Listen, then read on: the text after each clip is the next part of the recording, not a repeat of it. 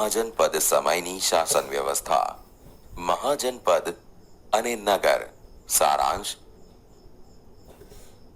માનવી શરૂઆતમાં ખોરાકની શોધમાં ભટકતું જીવન જીવતો, ત્યારબાદ જુદી જુદી જગ્યાએ સ્થળાંતર કરી સમૂહમાં રહેવા લાગ્યો અને આ સમુદાયનો એક નેતા એટલે કે વડીલ પણ રાખવામાં આવતો.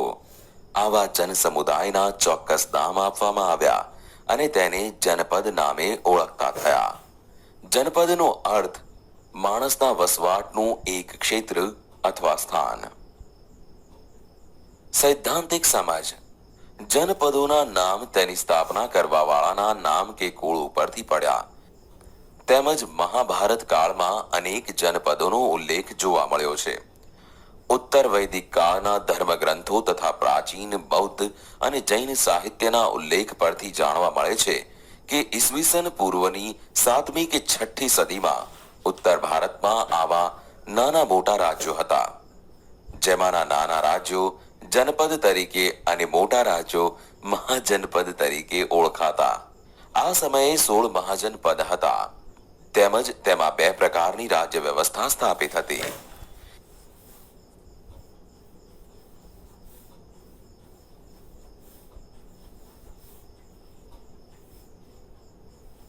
એક રાજ્ય.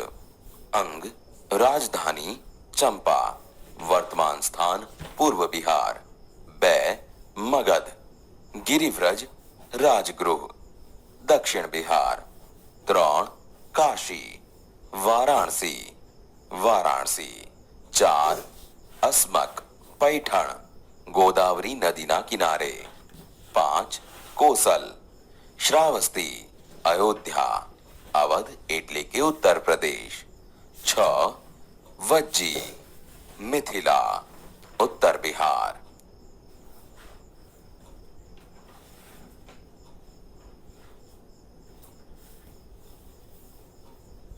એક પ્રકારમાં રાજા મુખ્ય હતો, જેમાં તે રાજ્ય ચલાવતો, ન્યાય આપતો અને સૈન્યને દોરતો, ઉપરાંત પ્રધાનમંડળ તેની મદદ કરતો. આ રાજ્ય વ્યવસ્થામાં મગધ, કોસલ, વત્સ, અવંતીનો સમાવેશ થતો હતો. બીજી રાજ્ય વ્યવસ્થામાં જનતા દ્વારા પસંદગી કરવામાં આવતી, એટલે કે વર્તમાન સમય મુજબ સરકારની પસંદગી થાય છે એ પ્રમાણે કરવામાં આવતી હતી, જેને ગણરાજ્ય કહેવામાં આવતું. આ રાજ્ય વ્યવસ્થામાં વૈશાલીના લિચ્છવીઓ, કપિલવસ્તુના શાક્યો, મિથિલાના વિદેહ, કુશીનારાના મલ્લો વગેરે ગણરાજ્યોનો સમાવેશ થતો હતો.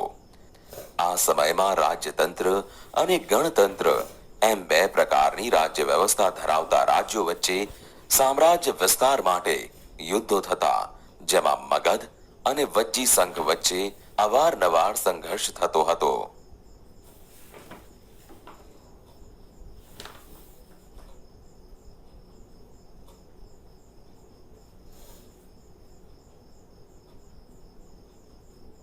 રાજતંત્ર, રાજ્યોની શાસન વ્યવસ્થા. સારાંશ. ગણ શબ્દનો પ્રયોગ ઘણા સભ્યો વાળા સમૂહ માટે કરવામાં આવતો, તેમજ ગણ એટલે કે જૂથ અથવા સમૂહ, બીજી બાજુ સંઘ એટલે સંગઠન અથવા સભા. આમ દરેક રાજ્યની શાસન વ્યવસ્થામાં વિવિધતા જોવા મળે છે. સૈદ્ધાંતિક સમજ. ઈસવીસન પૂર્વે 6ઠી સદીમાં ઉત્તર ભારતમાં 2 પ્રકારની રાજ્ય વ્યવસ્થા ચાલતી હતી. જ્યાં રાજાશાહી હતી, તેમાં મગધ રાજ્ય શક્તિશાળી મહાજનપદ ગણાતું હતું, તેમજ તેની રાજધાની પહેલા રાજગૃહ એટલે કે રાજગીર હતી, ત્યારબાદ પાટલીપુત્ર એટલે કે પટના બની હતી. મગધ આ સમયમાં ફળદ્રુપ પ્રદેશ ધરાવતું રાજ્ય હતું, જેમાં બિંબિસાર અને અજાતશત્રુ જેવા શાસકો થઈ ગયા હતા. આ સમયમાંના મહાજનપદોમાં સત્તા માટે સતત હરીફાઈ રહેતી, જેમાં વત્સ, અવંતી, કોસલ અને મગધ વચ્ચે સ્પર્ધા રહેતી, જેમાં મગધ શક્તિશાળી રાજ્ય તરીકે પ્રખ્યાત બન્યું હતું.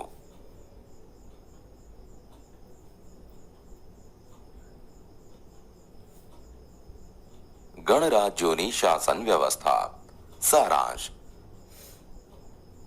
રાજસત્તાક મહારાજ્યો આસપાસના પ્રદેશો તાબે કરીને પોતાની સત્તા વધારવા અને સામ્રાજ્ય સ્થાપવાની મહત્વાકાંક્ષા રાખતા હોવાથી લિચ્છી, વજ્જી, જ્ઞાતુક, વિદેહ, શાક્ય, મલ્લ વગેરે 8 કે 9 જાતિના લોકોએ પોતાનું રક્ષણ કરવા સંઘ રાજ્યની સ્થાપના કરી, જેને વજ્જી સંઘ નામ આપવામાં આવ્યું.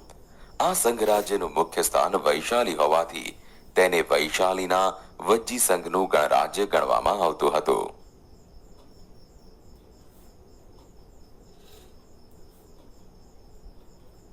સૈદ્ધાંતિક સમજ. ગણરાજ્યના રાજવહીવટનું સંચાલન સભા દ્વારા થતું હોવાથી તેને ગણતંત્ર કહેવામાં આવતું. ગણરાજ્યમાં રાજ્યની બધી જ સત્તા સભ્યો પાસે રહેતી, તેમજ બધા કામકાજ ગણસભામાં રજૂ થઈને બહુમતે કે સર્વાનુમતે પસાર થતા હતા. આ સભાની જગ્યાને સંથાગાર તરીકે ઓળખવામાં આવતી હતી. ગણરાજ્યની સભામાં સભ્ય તરીકે વૃદ્ધ તેમજ યુવાનોની પસંદગી થતી હોવાથી ગણરાજ્યો રાજ્ય વહીવટ માટે પોતાનો પ્રમુખ પસંદ કરતા, તેમજ તેની પસંદગી ચૂંટણી કરીને કરવામાં આવતી હતી. ગણરાજ્યો સભામાં વહીવટ, સંરક્ષણ, યુદ્ધ, સંધિ જેવા ઘણા મહત્વના પ્રશ્નો પર ચર્ચા કરતા હતા અને નિર્ણય લેતા હતા. ગણરાજ્યમાં કોઈ પણ સભ્ય નિયત થયેલા સમય સુધી જ સભ્યપદ ભોગવતો, તેમજ પ્રમુખને એક કાર્યવાહક સમિતિ રાજ્ય વહીવટમાં મદદ કરતી હતી.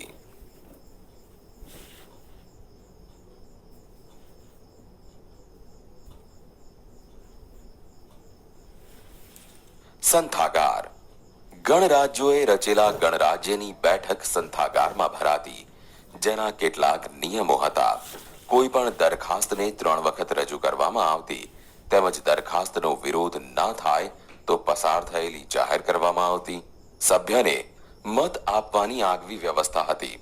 જેમ કે સભ્ય સંથાગારમાં દાખલ થાય ત્યારે તેને એક સળી આપવામાં આવતી, જેનો ઉપયોગ મત જે પ્રકારનો આપવાનો હોય તેમાં કરવામાં આવતો હતો, તેમજ ગુપ્ત મતદાનની પણ વ્યવસ્થા હતી.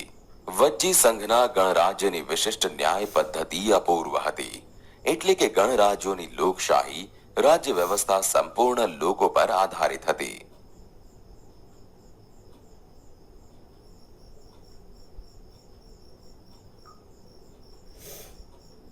ગણરાજ્ય સમયનું સમાજ જીવન. સારાંશ. પુરાતત્વ વિભાગ દ્વારા થયેલ ખોદકામ દરમિયાન તેઓને જાણવા મળ્યું કે લોકો સાદા ઘરોમાં રહેતા, નિવાસી અને અન્ય લોકો પશુઓને પાળતા તેમજ માટીના વાસણોનો ઉપયોગ કરતા. ઉપરાંત માટીના કેટલાક વાસણો ઉપર ચિત્રકામ થયેલ જોવા મળે છે અને આ ચિત્રાંકન કરેલ પાત્રને ચિત્રિત ધૂસર પાત્ર કહેવામાં આવે છે.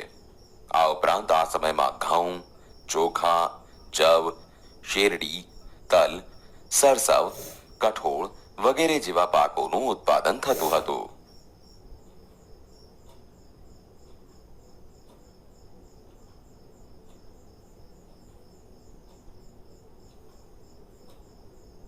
સૈદ્ધાંતિક સમજ. આ સમયના શાસકો રાજ્યના સંરક્ષણ માટે શક્ય તેટલા ઉપાયો કરતા, જેમ કે રાજધાનીની આસપાસ મજબૂત અને ઊંચા કિલ્લાઓ બંધાવવા, જેમાં પુષ્કળ પ્રમાણમાં પથ્થર અને ઈંટનો ઉપયોગ કરવામાં આવતો. અલ્હાબાદથી મળેલી ઈંટની દિવાલ આશરે 2500 વર્ષ પહેલાની ગણાય છે, તેમજ તેનો ઉપયોગ ઊંચી દિવાલોવાળા કિલ્લાઓ માટે કરવામાં આવતો હશે તેવું માનવામાં આવે છે. આ સમુદ્રના મહાજનપદોને વિશાળ સેના અને સંરક્ષણ માટે કિલ્લાની જરૂરિયાત રહેતી, જેને પૂરી કરવા લોકો પાસેથી કર લેવામાં આવતો હતો. ખેડૂતો ખેતીના પાક પર 6ઠ્ઠો ભાગ રાજકોષમાં આપતા. કારીગર વર્ગ 1 માસમાં 1 દિવસ રાજ્યને કાર્યમાં મદદ કરતો. પશુપાલકો કરના ભાગરૂપે પશુઓ આપતા, જ્યારે વેપારીઓ સામાનના ખરીદ વેચાણ પર કર આપતા હતા.